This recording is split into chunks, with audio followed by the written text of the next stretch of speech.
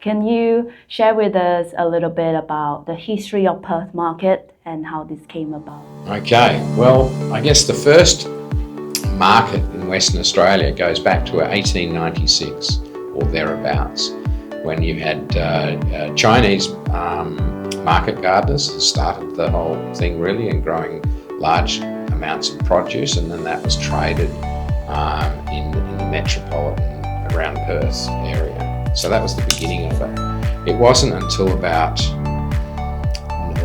the 1920s, around 1925, 26, that the metropolitan market per se was established. And that was established where the Horseshoe Bridge is now. So we have tenants here today whose families go back to that. So we have the Kalis family, or the A.J. Langford, as one of them that go back that way. West Coast Meats, that family behind that business, they go back to that day. I think even Lansky's, who are here, the traders, go back nearly that far as well. So there's still heritage that goes back to those early 1929. Then in about, from 29 onwards, the Wellington Street markets, where now Harbour Town is, so that became a reality.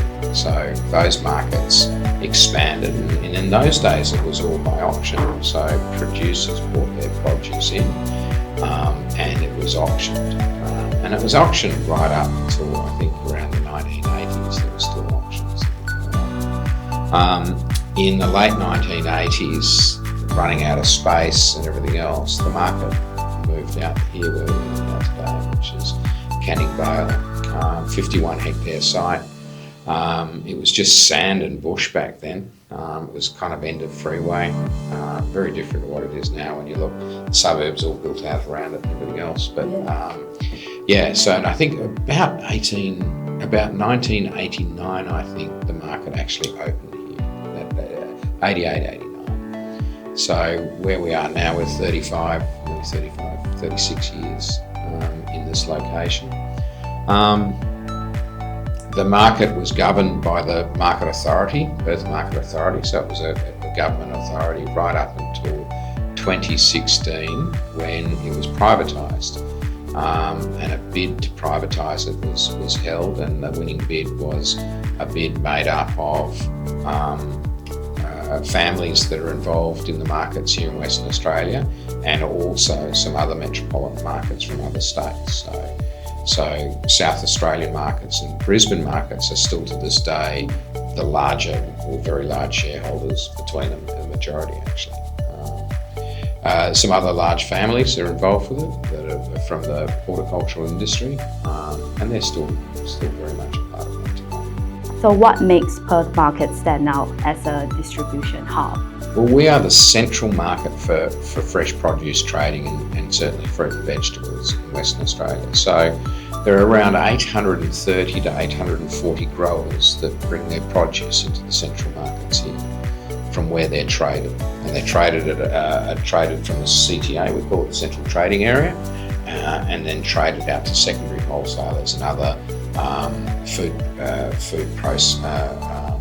processing type food services organisations, so that will buy direct from the markets.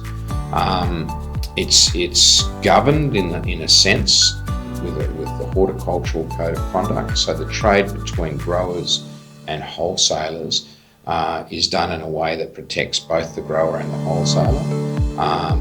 Where it might be a voluntary code for major chains, it's actually a mandatory code for trading within the CTA or the Central Trading Area. So that creates some protection to growers, and it sort of maintains order in the trading of fresh produce. What you find too is growers can bring all their produce here. So the big apples, the small apples, there's a home for all of them. And every morning it's traded. So who comes here every morning? You have, good question. We have about 4,000 people on site here on a busy day, of which around 2,000 of those people are employees of the wholesalers and the service providers, and the other 2,000 are visiting truck drivers, buyers, people that are buying for food services organisations, so large restaurant chains, hotels, hospitals, things like that, and then secondary wholesalers that buy direct from the market. They then consolidate and then they break that up into small orders that might get shipped all over the state. So, and most of that occurs before 9 a.m. So from the markets open at 4 a.m. in the morning, actually the markets never close. There is always activity there. We have security on site all 24/7, and there are always trucks coming in from various growing regions, etc. The busy time in the market is probably from about 4 a.m. to about 9 a.m. every day. So at 4 a.m. most of the employees arrive and they start processing orders and getting them ready. Buyers come in at around 6 a.m. and they start doing their buying and collecting. By about 9 a.m. everyone's done what they need to do and start going home. So in fact, we start our cleaning for the next day, our street sweeping and all of those sort of functions. We start doing that from about 10, 11 a.m. onwards, because that's when the site becomes empty and a lot of the maintenance is done. What is it like to lead Western Australia only wholesale trading market and the largest fresh produce community market?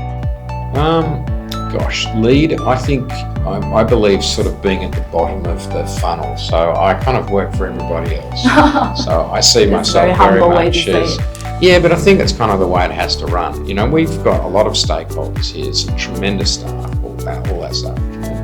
So I see myself very much at the bottom of that, trying to provide guidance and make decisions and support the people that need to run the place. And the people that need to run the place are our people that are frontline, that are out there maintaining safety, security, harmony, and providing an environment for our tenants where they can be successful and profitable. And that in turn provides an environment for our growers to sell their produce at the best possible price and be successful and profitable. So I take it very seriously, and it's a bit of a foodie, so I'm very passionate about food, and you know the quality of our produce is just awesome. Not mentioned too, which a lot of people don't realise, is that we have fish auctions here. So AJ Langford, which is a division of Cayless Brothers, lots of seafood is traded here. You only have to come here on a Saturday morning clearance markets and you'll see, you know, I think they do about 7 or 8 tonnes of seafood just on a Saturday. Wow. It's massive. So, and then you've got West Coast meats that have been on the site since day dot. Massive, you know, they're producers of meat in cut form to mine sites and towns all over Western Australia.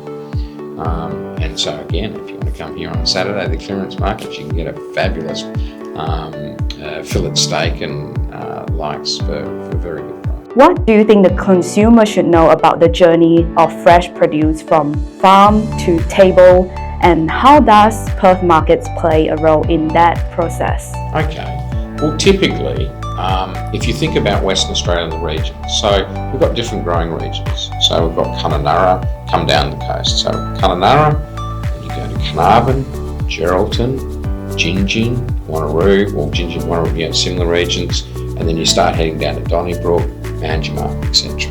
So all of those growing regions come on at different times and they produce different produce. So we've got about 3,600 kilometres of strip of growing region. All of that produce can be picked one day, in the markets that night, sold and into the community the next morning. You know, and that's pretty special.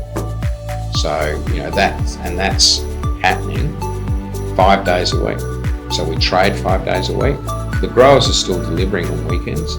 Now, at the times of the year when produce that you might like, say mangoes, avocados, are not seasonal in Western Australia, we're bringing them from other states, and they come across in trucks, they go into the cool rooms, and then they ripen. So you're getting the benefit of that fresh produce.